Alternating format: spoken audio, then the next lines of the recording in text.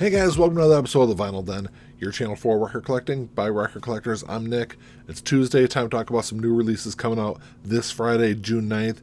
There's about 450 albums coming out this week. I got 12 on my list for today. There's a bunch of links down below. Make sure you go check them out. There's links for the Vinyl Den Facebook group, for the merch page, for the Spotify and Apple Music playlists that we put together every week, and the Patreon page. Make sure you go check all that out. Of course, if you enjoyed the episode, make sure you give me the old thumbs up. Hit that subscribe button down below. Make sure you hit that notification bell so you're notified every time I release new episodes. And like I said in the intro, there's about 450 albums coming out this week. I'm only going to talk about 12, so it's something I don't talk about on the show today. Make sure you drop me a comment down below. Let me know what else you're looking forward to picking up this week. And like always, if you're unable to find any of these in your local brick and mortar stores, I'll put links down below. You'll be able to get all these online. There's a bunch of really great stuff coming out this week. A couple that I'm really looking forward to. The first one, this is Killer by Alice Cooper, first released back in 1971. This is 4 studio album. This is a 3 LP expanded set that they're releasing. It's going to run you about $70 online. It's newly remastered. This includes a live show from April 1972 in Puerto Rico, and this also includes some alternate versions of, I think there's like 3 or 4 tracks. I think there are like alternate versions on here, and this also recreates the original packaging for the album when it was released back in 1971. So if you remember the album, it was just a gatefold jacket. This is actually a trifold. Folds out. It includes the poster. I'm sorry, not the poster, but the calendar from 1972 that was in the original release. So it's definitely. Killer was actually my favorite Alice Cooper album there for a long time. And then over the last couple of years, I think Billion Dollar Baby has actually crept up and taken the number 1 spot. So I've got that one on pre-order. And then another one I'm looking forward to. This is another one of my favorite Alice Cooper albums. School's Out. This was released back in 1972. His 5th studio album. This is also a 3 LP set. It's going to run you about the same price, about $70 online. And this is also, this one, it has that same kind of feel as the original album. The original album was a gatefold, much like Killer was, but this is also a trifold. Folds out because it is a 3 LP set. It includes a live show from May of 1972 in Miami. And then this also has singles, alternate versions, and early takes on there. I think this one has I think there's an early version of Elected, I think is one of the early tracks that's included in this one. And this also, so the original packaging, I know this album's been reissued multiple times over the years.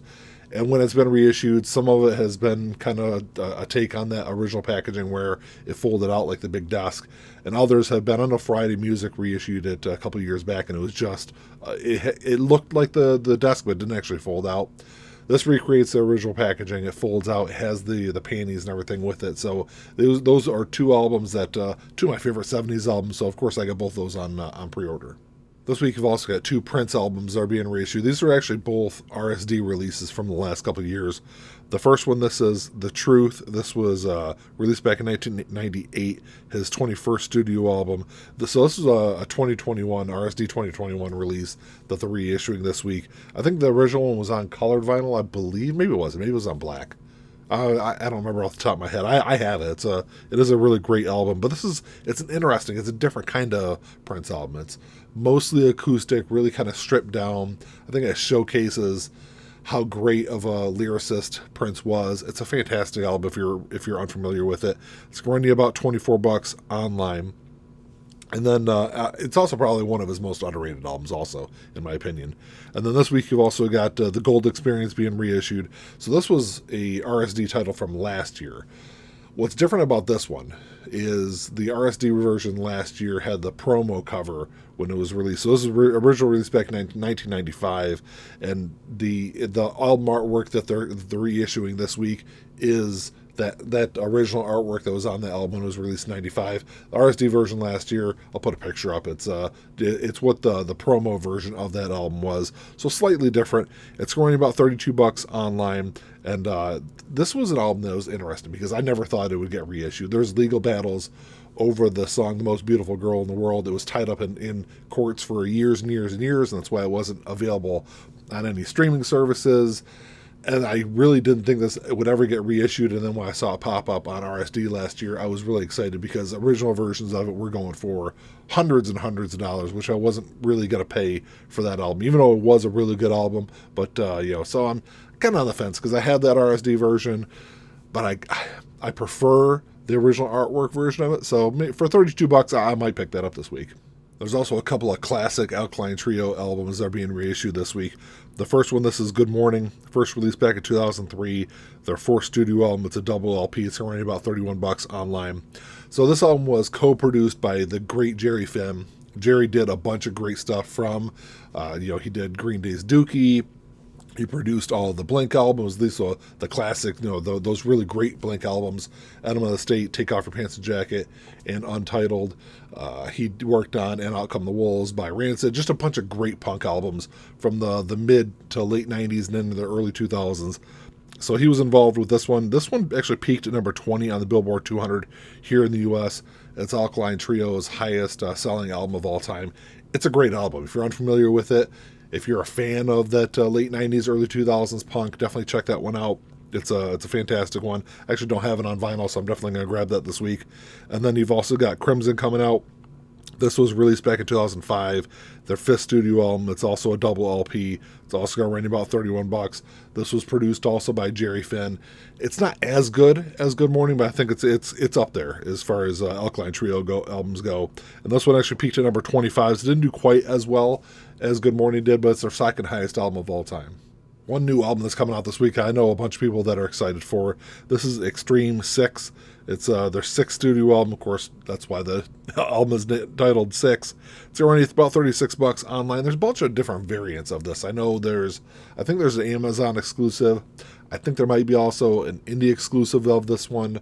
If you're into colored vinyl, I think there's going to be multiple versions of it to kind of go around. And then, so this is their first album since 2008. It's actually only their second album since 1995. They released a couple of singles off this already, and I was never the biggest Extreme fan.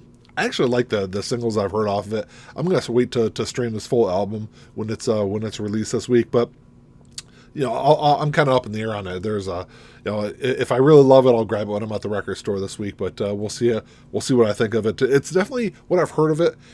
It's harder than I remember a lot of other Extreme albums sounding, so it's definitely interesting. I'll check it out this week. And then you've also got All Time Low, Nothing Personal being reissued. This was first released back in 2009. It's All Time Low's third studio album. It's gonna be on neon purple vinyl. It's only going to run about $20 online, so not a bad price for an album. And this is actually the follow-up to their big hit, So Wrong It's Right, which was released, I think, back in, it was 2007 when that album came out. I couldn't remember off the top of my head. And it's All Time Low is an interesting band. They're kind of like alternative, kind of post-hardcore, kind of emo. A lot of different genres that were really popular in the early part of the 2000s. If I'm unfamiliar with that band, definitely go check them out. They do have some really good music. This is probably their best album, though. Another great one to check out this week. This is Tears for Fears, The Hurting. First released back in 1983. It's Tears for Fears' debut album. This is of course, celebrating its 40th anniversary. It's going to run you about $31 online. This has to be mastered at Abbey Road. And I know what a lot of people either love the has-to-be mastered stuff, or they think it's just a marketing ploy. I'm kind of in the middle. I've got some has-to-be mastered stuff, like the Queen has-to-be mastered albums, which all sound fantastic. And then I've got some other has-to-be mastered stuff that probably isn't the best sounding version of those albums, and maybe there's a little bit of a marketing ploy kind of thing too. I think really when it comes down to it, it's really who's doing the mastering of it that I think really matters. But I know a lot of people are really mixed on these Abbey Road has-to-be masters. The track Mad World was the big hit off this album. It's a really fantastic album. If you're a fan of Tears for Fears, it's definitely one worth checking out. I haven't listened to this album in decades. So I'll definitely stream that one, and before I go to the record store this week. And then you've also got another interesting release. I might get some grief about this one, but this is Debbie Gibson, Electric Youth. I know what you're thinking, Debbie Gibson. It's 2023. Who the hell listens to Debbie Gibson anymore? There's a bunch of Debbie Gibson fans out there. Actually, my wife loves this album. I actually I've got an original pressing of this. But it came out back in 1989. It's her second studio album. This is going to be on gold vinyl. It's going to run you about $37 online. This one, I didn't really even realize how popular this was. I know it sold really well. It sold over 4 million copies here in the U.S. spent 5 weeks at #1 on the Billboard charts. It was a big album when it came out. I was not a fan, but I've listened to it recently because like I said, I picked up on vinyl for my wife, probably within the last 6 months, and listened to it for the first time in 35 years. It's not really kind of my album, but it is a pretty decent album for what it is.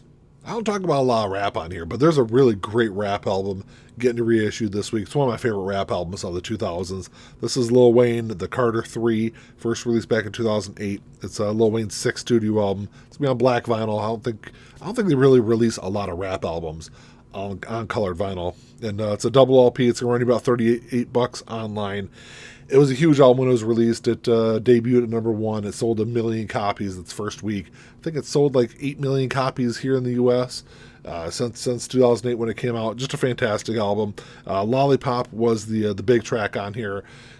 Yeah, I'm not the biggest Lil Wayne fan, but I definitely love this album. It's definitely my favorite album of his, and it's one definitely worth checking out if you haven't listened to it in a really long time. I highly recommend you stream that one if you're a rap fan. And then the last one I got on the list is Pierce the Veil, Selfish Machines. This came out back in 2010. It was Pierce the Veil's 2nd studio album. Post-hardcore, kind of progressive rock, kind of pop album. If you're unfamiliar with Pierce the Veil, some really interesting stuff. It's not my favorite Pierce the Veil album, but it is a really good album. This is going to run you about $30 online. I know Pierce the Veil's released a lot of their catalog over the last couple of months, so this is kind of the next one in the series that they're doing. Well, that's all I got for you today, guys. Thanks for checking the show out. Like I said, a bunch of great stuff coming out this week. I've already got both of those Alice Cooper albums on pre-order. I'm probably going to grab another copy of the Gold Experience. Like I said, $32 I don't think is a bad price for that album. And, I like that original artwork a little bit better than the promo stuff they released for Record Store Day. I'm probably going to grab both of those Alkaline Trio albums. I'll stream the Extreme album to give it a listen to, so maybe I might pick that up also. So, like I said, a bunch of great stuff this week. Make sure you drop me a comment down below. Let me know what you're looking forward to picking up. If you enjoyed the episode, make sure you give me the old thumbs up. Hit that subscribe button down below. That's all I got. Until next time, keep on spinning. Peace.